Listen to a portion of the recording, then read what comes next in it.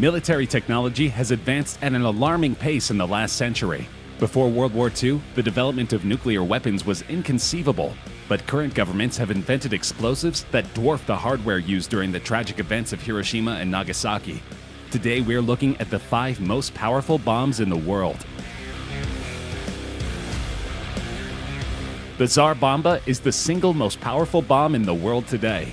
In fact, Tsar Bomba is the Western nickname for the Soviet RDS-220 hydrogen bomb.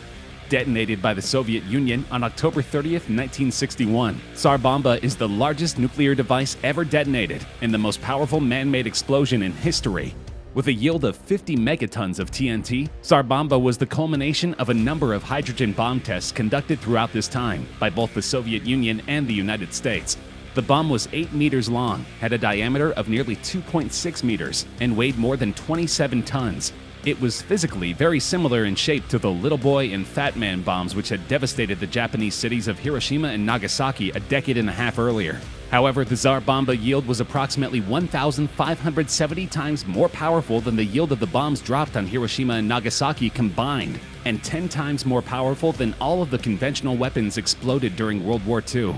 Tsar Bomba also represented 25% of the estimated yield of the Krakatoa volcanic eruption of 1883 and 10% of all nuclear tests by that point.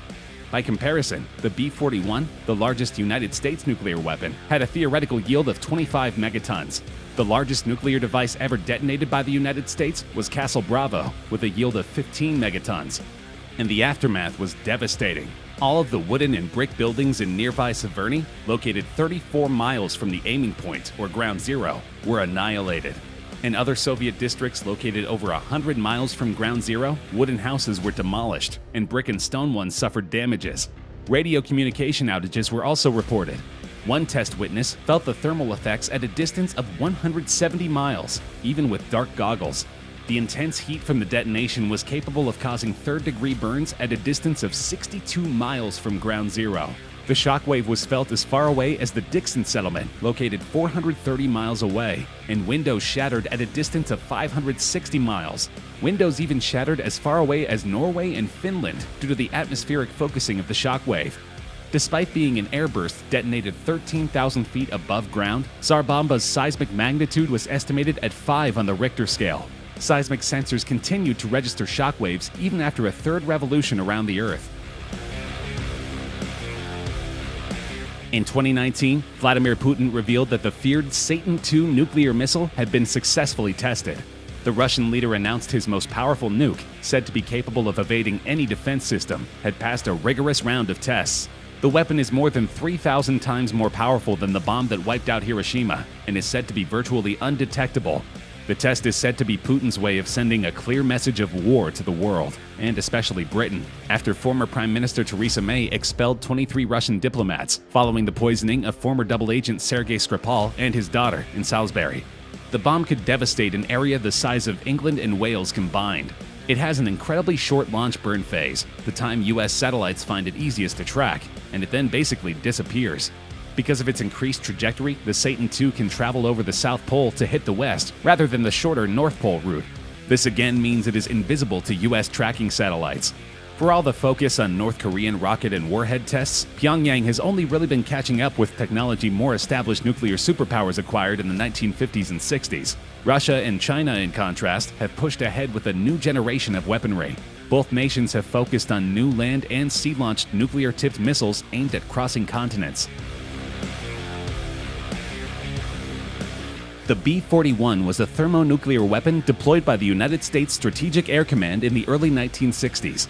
It was the most powerful nuclear bomb ever developed by the United States, with a maximum yield of 25 megatons. The B-41 was the only 3-stage thermonuclear weapon fielded by the U.S. About 500 bombs were produced between 1960 and 1962, remaining in service until July 1976. The development of Mk-41 began in 1955 to fulfill the U.S. Air Force's requirements for a Class B bomb. It weighed 10,000 pounds, making it a high-yield thermonuclear weapon. The prototypes were test-fired during Operation Hardtack Phase 1 in 1958. The 3-stage thermonuclear weapon was primarily boosted by deuterium-tritium and believed to have used lithium-6 deuteride fuel for fusion stages. Two versions were produced, a clean version with a lead-encased third stage, and dirty uranium-encased version. Both were airdropped by attaching with two parachutes for delayed detonation. During its operational lifetime, the B-41 was the most efficient known thermonuclear weapon in terms of yield to actual weight, with a 5.2 megaton to ton ratio. Its blast yield was 25 to 50% that of the Tsar Bomba, which delivered a blast of 50 or 100 megatons of TNT. The 1st of March 1954 marks one of the most serious nuclear fallout incidents in history. On this day, the United States conducted its largest ever nuclear weapon test, codenamed Castle Bravo, at the Bikini Atoll in the Marshall Islands. Bravo was part of Operation Castle, a nuclear test series designed to develop an aircraft-deliverable thermonuclear weapon. Due to a design error, the explosion reached a yield of 15 megatons, making it 2.5 times larger than expected, and more than 1,000 times as powerful as the Hiroshima bomb. Radioactive fallout from the test spread over more than 11,000 square kilometers. Traces of radioactive material were detected in Australia, India, Japan, the United States, and Europe. The Bikini population had been forcefully moved to other atolls prior to the start of the U.S. nuclear testing program in the Pacific, with the Able test in 1946.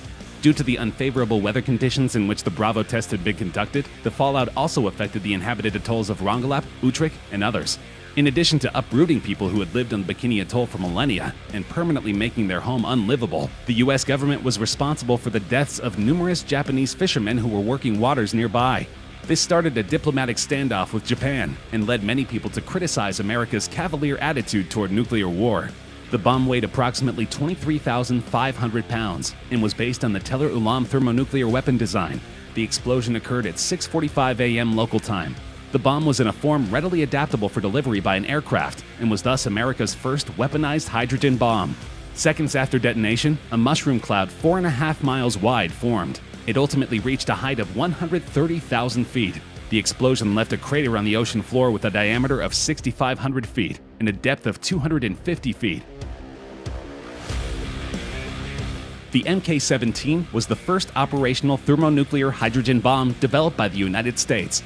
The Mark 17 had a yield equivalent to 25 megatons of TNT. The total production of Mark 17 was 200, and there were 105 Mark 24s produced, all between October 1954 and November 1955. Design and development began when Los Alamos National Laboratory proposed that a bomb design using lithium deuteride with non-enriched lithium was possible. The Mark 17 steel casing was about 3.5 inches thick. It was 24 feet 8 inches long, 61.4 inches in diameter, and weighed between 41,400 and 42,000 pounds. Much of this was casing weight. The Mark 17 bomb was only 4 feet shorter than a Polaris A-1 SLBM, but weighed half again as much. Size-wise, the Mark 17 was the largest nuclear weapon ever built by the United States. In combat, a gigantic 64-foot diameter ribbon parachute was designed to slow down the big bomb, giving the delivery aircraft time to escape the deadly effects of the thermonuclear explosion.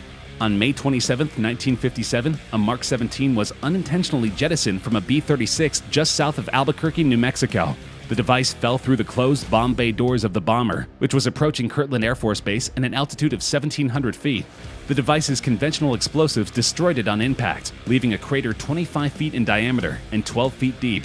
Though a chain reaction was impossible because the plutonium pits were stored separately on the plane, the incident spread radioactive contamination and debris over a mile-wide area. Although the military cleaned up the site in secret, a few fragments of the bomb, some radioactive still, may be found in the area.